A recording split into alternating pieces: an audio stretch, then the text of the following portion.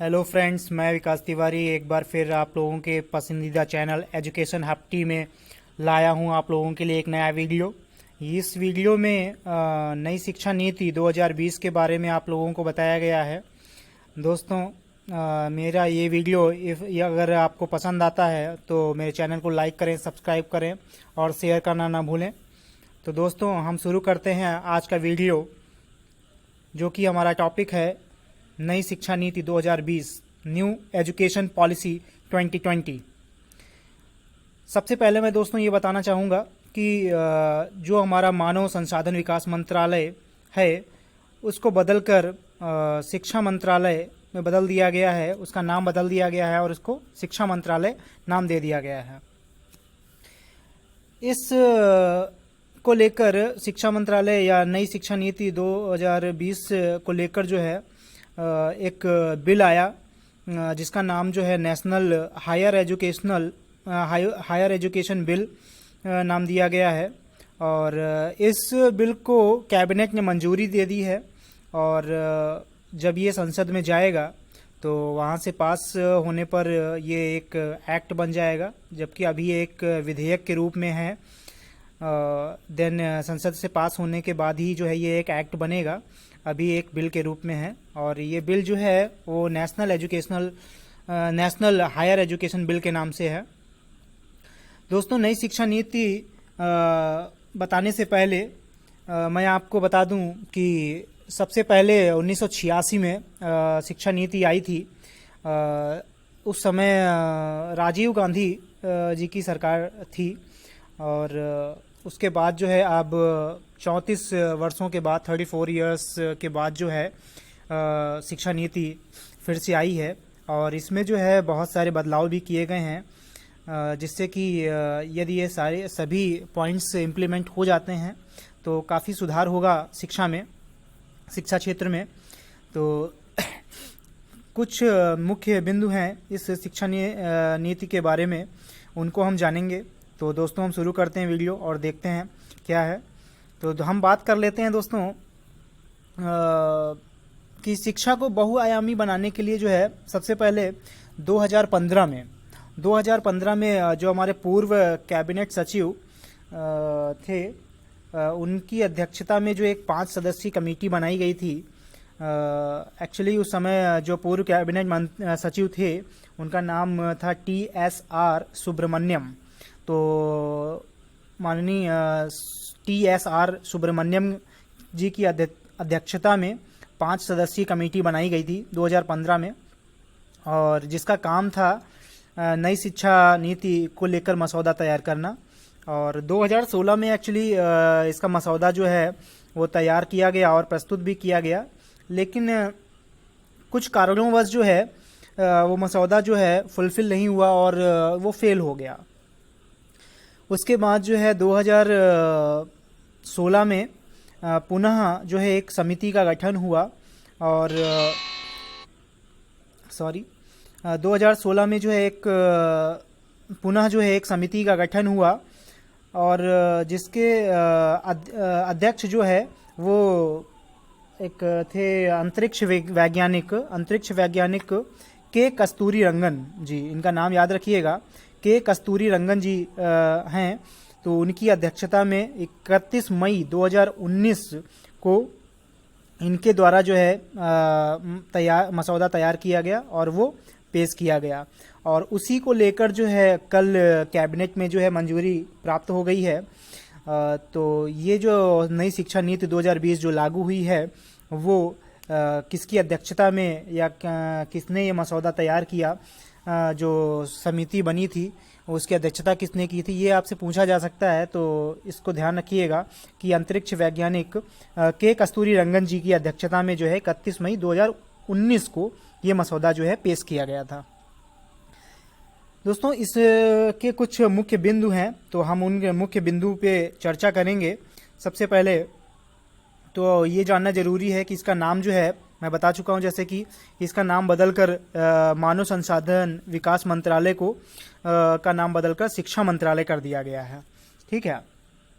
फिर इसमें कुछ मुख्य बिंदुओं की हम बात कर दें तो जिसमें कि इसमें बेसिक एजुकेशन से हायर एजुकेशन सभी पर जो है ध्यान दिया गया है। जैसे कि व्यक्तित्व पे या बहुआयामी विकास जो है, सर्वांगीण विकास पे चर्चा की गई है। और फिर इसमें जो है, जो अभी तक हम लोग 10+2 का जो फॉर्मेट पढ़ रहे थे, जिससे मतलब पुरानी शिक्षा नीति जो थी हमारी, उसमें 10+2 का फॉर्मेट था, तो उसकी जगह पे जो है एक नया फॉर्मेट आ गया है। तो ये फॉर्मेट भी ध्यान रखिएगा। नया फॉर्मेट जो है 5+3+3+4 का फॉर्मेट है। ये याद रखिएगा, आप ध्यान रखिएगा। यहाँ पे आप को दे रखा है ये रहा आपका 5+3+3+4 का फॉर्मेट जो है ये है। तो इसको जो है अब लाया गया है। इसमें एक्चुअली ये 5+3+3+4 का फॉर्मेट एक्चुअली है क्या? तो अगर हम बात करें 5+3+3+4 की, तो इसमें जो 5 है, ये 5 एक्चुअली क्या है? 5 में हमारा सबसे पहले जो है ये हमारा है प्री प्राइमरी में जिस है प्री प्राइमरी, ठीक है। और इसके बाद फिर हमारा है फर्स्ट क्लास जो है, फर्स्ट क्लास, और प्लस जो है क्लास सेकेंड, ठीक है, क्लास सेकेंड। तो पहला जो 5 आपको दिख रहा है, इसमें 5 में क्या है, 3 साल जो है प्री प्राइमरी के हैं, फिर क्लास फर्स्ट है और फिर क्लास सेकेंड है। तो इस स्टेज को जो है फाउंडेशन स्टेज का नाम दिया गया है। क्या नाम दिया गया है दोस्तों? इसको जो है फाउंडेशन स्टेज का नाम दिया गया है, ठीक है, फाउंडेशन स्टेज का नाम दिया गया है इसमें।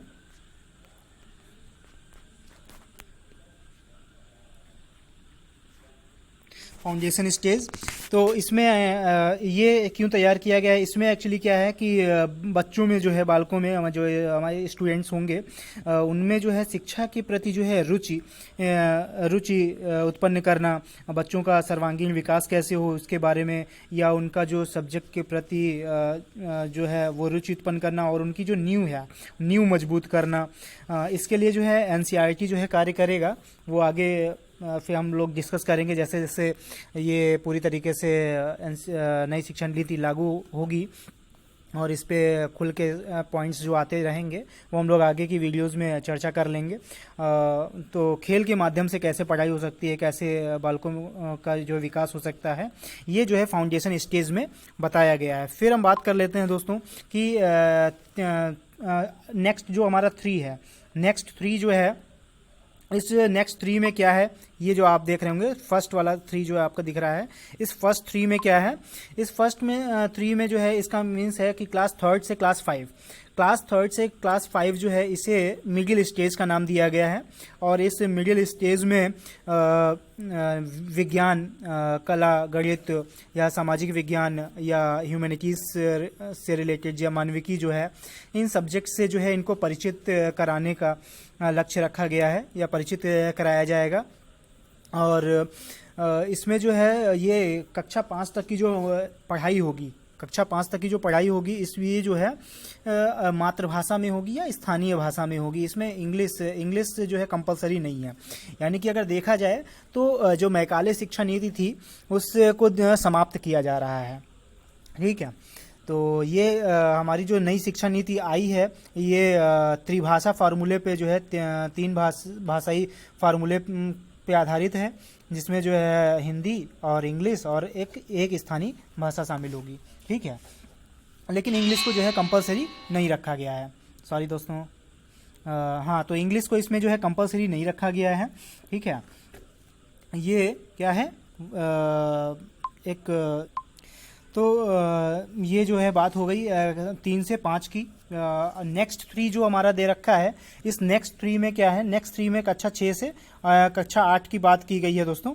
तो नेक्स्ट 3 में कक्षा 6 से कक्षा 8 की बात की गई है। इसमें क्या होगा, इसमें एक्चुअली जो स्किल डेवलपमेंट पर कार्य किया जाएगा, स्किल डेवलपमेंट पर कार्य किया जाएगा। जैसे कि जो भी विषय हैं वो तो पढ़ाए ही जाएंगे, लेकिन साथ ही साथ क्या है कि इसमें किसी ऐप को डेवलप करना, सॉफ्टवेयर डेवलप करना, कंप्यूटर कोडिंग करना, ये जो है इन सभी पे भी जो है ट्रेनिंग दी जाएगी, पढ़ाया जाएगा, इनके बारे में भी एजुकेशन प्रोवाइड की जाएगी। क्योंकि जैसे हमारे वहाँ अभी तक क्या है कि जो हमारी जो शिक्षा है वो रोजगार परक नहीं है। तो आगे आने वाले टाइम पे जो हमारी ये नई शिक्षा नीति लागू हुई है ये कैसी होगी, ये शिक्षा परक सॉरी रोजगार परक जो है, रोजगार परक जो है ये होगी। इसमें जो है वोकेशनल एजुकेशन जो है प्रोवाइड किया जाएगा। फिर हम बात करते हैं जो +4 की बात कर रहे हैं, तो +4 जो है ये क्या है, क्लास 9th से क्लास 12th है। और क्लास 9th से क्लास 12th में देखिए एक बहुत बड़ा बदलाव ये हुआ है कि इसमें जो एग्ज़ाम्स होंगे वो एग्ज़ाम्स जो होंगे वो सेमेस्टर बेस्ड होंगे। ठीक है, कैसे होंगे भाई, अभी तक जैसे बोर्ड एग्जाम होता है ना 10th और 12th जो है, तो अब क्या होगा, अब ये सेमेस्टर 9th से 12th तक जो है सेमेस्टर बेस्ड एग्जाम्स होंगे। एक बार नहीं होंगे, 6-6 महीने के डिफरेंस पे होंगे, 2 बार एग्जाम्स होंगे।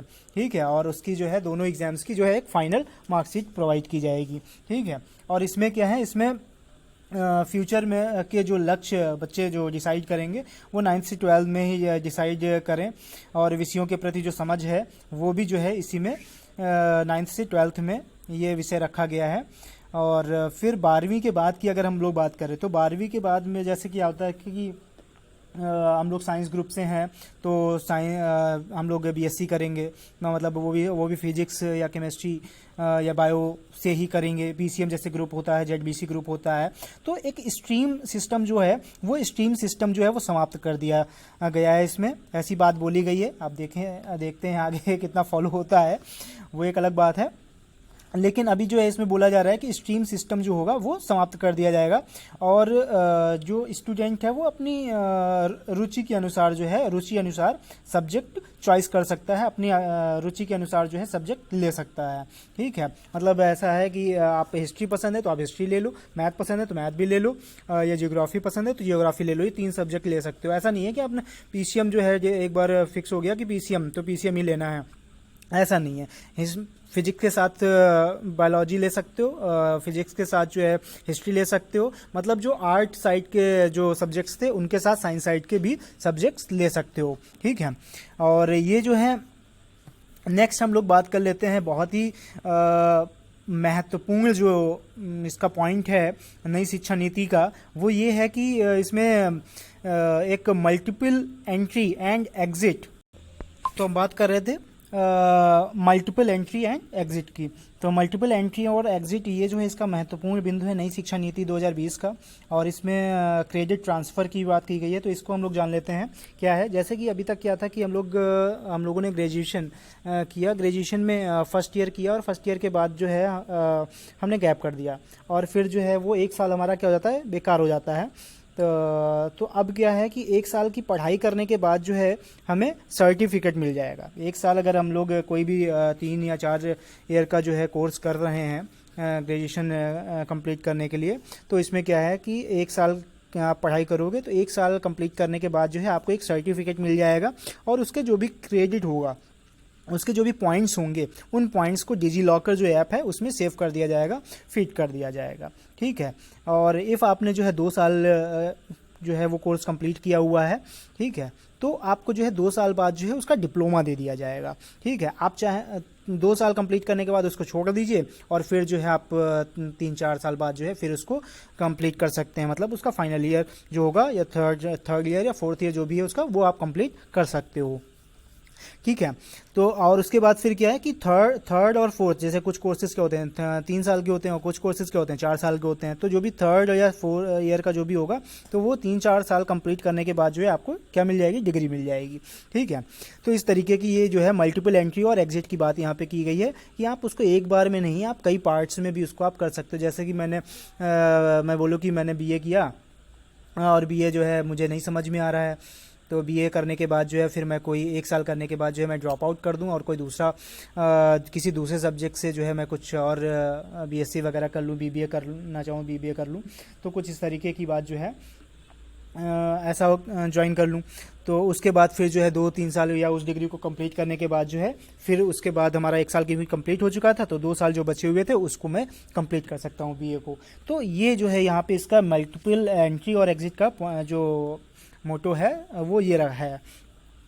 तो और ये क्रेडिट ट्रांसफ़र की जो बात कर रहे हैं, क्रेडिट ट्रांसफ़र क्या है कि 1 साल कंप्लीट करने के बाद जो भी क्रेडिट होंगे, जो भी पॉइंट्स आपके होंगे वो डिजी लॉकर में सेव कर दिए जाएंगे। 2 साल कंप्लीट करेंगे तो उसके जो पॉइंट्स होंगे वो आपको डिजी लॉकर में सेव कर दिया जाएगा। ठीक है। फिर यहाँ पे एक बात और कही गई है कि जैसे एमए कंप्लीट करते हैं लोग तो एमए के बाद एमफिल करते हैं, तो एमफिल के बाद पीएचडी होता था, तो अब क्या है कि एमए के बाद सीधे जो है पीएचडी कर सकते हैं, एमफिल की कोई ज़रूरत नहीं होगी। ठीक है। अच्छा, एक इसमें बहुत ही अच्छा जो है पॉइंट ये है कि रिसर्च और इनोवेशन को बढ़ावा देने के लिए जो है नेशनल रिसर्च फाउंडेशन की स्थापना भी की जाएगी। ठीक है, नेशनल रिसर्च फाउंडेशन की स्थापना की जाएगी रिसर्च और इनोवेशन को बढ़ावा के लिए।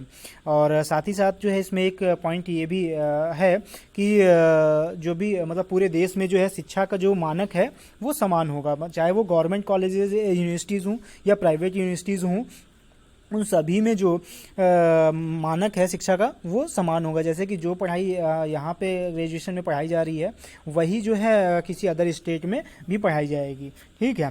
साथ ही साथ जो है यहाँ पे जो यूनिवर्सिटीज़ हैं वो यूनिवर्सिटीज़ में प्रवेश के लिए, एडमिशन के लिए जो है एक कॉमन एंट्रेंस एग्ज़ाम होंगे, और कॉमन एंट्रेंस एग्ज़ाम कराने के लिए जो एक एजेंसी डेवलप की गई है या डेवलप की जाएगी, सॉरी, तो उसे को बोला गया है एनटीए जो है बोला गया है, वही जो है ये कॉमन एंट्रेंस एग्ज़ाम कराएगा। एनटीए यानी कि नेशनल टेस्ट एजेंसी। ठीक है, तो नेशनल टेस्ट एजेंसी जो है आपका एंट्रेंस एग्ज़ाम कराएगा। साथ ही साथ जो है इसमें एक और बहुत ही अच्छी बात ये है कि अभी तक जैसे रिपोर्ट कार्ड जो बनते थे बच्चों के, तो रिपोर्ट कार्ड में जो है केवल सब्जेक्ट के मार्क्स ही ऐड होते थे, जुड़ते थे। अब क्या है कि यहाँ पे जो रिपोर्ट कार्ड तैयार होगा उसमें जो बच्चों की एक्स्ट्रा एक्टिविटीज़ के जो मार्क्स होंगे वो एक्स्ट्रा एक्टिविटीज़ के मार्क्स भी रिपोर्ट कार्ड में ऐड किए जाएंगे। ठीक है, तो केवल जो है सब्जेक्ट बेसिस पे ही रिपोर्ट कार्ड नहीं बनेगा। ठीक है। और जैसे कि शिक्षा जो एजुकेशन डिपार्टमेंट है इसको कंट्रोल करने के लिए, नियंत्रण के लिए जो है कई रेगुलेटरी बॉडीज़ अभी तक हैं, तो इन रेगुलेटरी बॉडीज़ को समाप्त कर दिया जाएगा। केवल एक सिंगल रेगुलेटर जो है बनाया जाएगा, और वही सिंगल रेगुलेटरी बॉडी जो है सभी उच्च शिक्षण संस्थानों का जो है संचालन करेगा। ठीक है, लेकिन इसमें जो है मेडिकल कॉलेजेस और लीगल कॉलेजेस जो हैं उनको छोड़ दिया जाए। इन मेडिकल और लीगल कॉलेजेस को छोड़कर जो है बाकी सभी जो है उच्च शिक्षण संस्थान हैं उन सभी का संचालन वो सिंगल रेगुलेटर ही करेगा। साथ ही साथ जो है जो भी संस्थान होंगे इन संस्थानों को जो है ओपन डिस्टेंस लर्निंग एवं ऑनलाइन प्रोग्राम्स भी चलाने का जो है विकल्प होगा। और बात करें तो बच्चों के अंदर जो स्टार्टिंग से ही जो है एथिक्स और कॉन्स्टिट्यूशनल जो मूल्य हैं, वैल्यूज़ हैं, इनको जो है पाठ्यक्रम में शामिल किया जाएगा। मतलब नैतिकता के मूल्य, नैतिक मूल्य और संवैधानिक मूल्य जो हैं इनको एजुकेशन मतलब जो हमारा सिलेबस होगा उसमें शामिल किया जाएगा। और अध्यापकों के साथ साथ जो है इसमें बताया गया है कि अभिभावकों को भी जागरूक किया जाएगा कि बच्चों को जो है वो कैसे नैतिक ये वैल्यूज़ और संवैधानिक मूल्य जो हैं बच्चों में डेवलप कर सकें, तो इस पे भी चर्चा की जाएगी। थैंक यू, धन्यवाद। यदि हमारी ये वीडियो पसंद आई हो आप लोगों को तो मेरी वीडियो को लाइक करें, सब्सक्राइब करें और शेयर